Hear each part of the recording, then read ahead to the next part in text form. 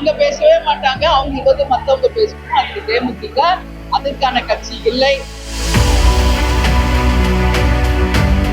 பல முறை நீங்க என்கிட்ட விஜயை பத்தி கேட்டீங்க. என்னுடைய ஒரே பதில், விஜயை பத்தி நீங்க எந்த கேள்வி என்ன கேட்டாலும் அப்படியே எதுவுமே கிடையாது. ஏன்னா இன்னும் எதுவுமே இல்லை. ஏன்னா விஜய் பத்தி நம்ம சொல்லணும்னா இன்னைக்கு விஜய் களத்துக்கு வரணும். அவர் இன்னும் நிறைய பணிகள் செய்யணும். அதனால பல முறை நீங்க என்கிட்ட விஜயை பத்தி கேட்டிருக்கீங்க. என்னுடைய ஒரே பதில், விஜயை பத்தி நீங்க எந்த கேள்வி என்கிட்ட கேட்டாலும் அது விஜய் கிட்டதான் நீங்க கேட்கணும். நான் இப்படி ஒரு press meet daily 2 press meet 3 press meet நாங்க அட்டென்ட் பண்றோம். அவங்க அட்டென்ட் பண்ணட்டும். அவங்க கருத்துக்களை அவங்க பதிய வைக்கட்டும். அவங்க பேசவே மாட்டாங்க. அவங்களுக்கு மத்தவங்க பேசணும். அதுக்கு தேமுதிக அதற்கான கட்சி இல்லை என்பதை உறுதியாக பாஜக பெரும்பாலும் எல்லாரோடையும் கூட்டணி பேசிக்கிட்டு இருக்கிறதாவே சொல்றாங்க. முக்கிய கட்சியான உங்கள்கிட்ட எதுவும் பேசுறாங்களா மேடம்? நான் என்ன சொல்றேன், இன்னைக்கு தேமுதிக எங்களுடைய நிலைப்பாடுல நாங்க மிக தெளிவா இருக்கோம். எங்களுடைய பூத் கமிட்டி அமைப்பது, தேர்தலுக்கான பணிகளை செய்வது, கேப்டன் குரு பூஜை மாநாடு தான் எங்களோட ஒரே போக்கஸ். தமிழ்நாடு முழுக்க எங்களுடைய ரத யாத்திரையும் உள்ளம் தேடி இல்லம் நாடி எங்க கட்சி வளர்ச்சியை மட்டும்தான் நாங்க போக்கஸ் பண்றோம். இன்னைக்கு தமிழ்நாட்டுல இருக்கிற எல்லா கட்சியுமே எங்களுக்கு தோழமை கட்சிகள் தான். இதுல யாருமே எங்களுக்கு தோழமை இல்லைன்னு நம்ம சொல்ல முடியாது.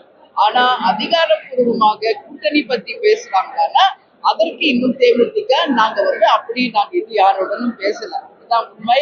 எங்களுடைய கட்சியை இப்ப வளர்ச்சிக்காக போக்கஸ் பண்றோம். தேர்தலுக்கு நாங்க தயாராக்கிட்டு இருக்கோம்.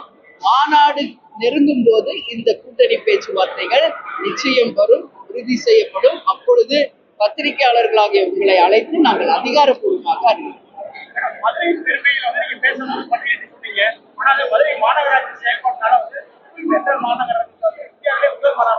அதுதான் என் மனவேதனையா நான் பதிய வச்சேன்.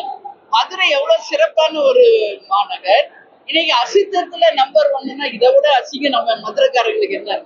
அது மட்டும் இல்லை, இன்னைக்கு கார்பரேஷனே மொத்தம் செயலிழந்து போய் இன்னைக்கு லஞ்சம் ஊழல் செய்து மேயருடைய கணவர் கைது செய்யப்பட்டார்.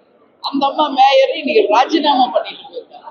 இப்படி ஒரு அடையாளமாக இன்னைக்கு மதுரை மாநகர் இருக்குன்னா இதை விட தலைகுனிவு என்ன இருக்கு? அது மட்டும் இல்லை, இன்னைக்கு தமிழ்நாடு முழுக்க மக்கள் பணியாளர்கள் ஒரு பக்கம், ஆசிரியர்கள் ஒரு பக்கம், செவிலியர்கள் ஒரு பக்கம், மீனவர்கள் ஒரு பக்கம், விவசாயிகள் ஒரு பக்கம், தொடர்ந்து பல்வேறு விதமான ஆர்ப்பாட்டங்கள், சட்டம் ஒழுங்கு கேள்விக்குறி, எங்க பார்த்தாலும் படுகொலைகள், பாலியல் வன்கொடுமை என்று தமிழ்நாடு முழுக்க இன்னைக்கு அச்சுறுத்தலான ஒரு நிலைமையும் இருக்கு.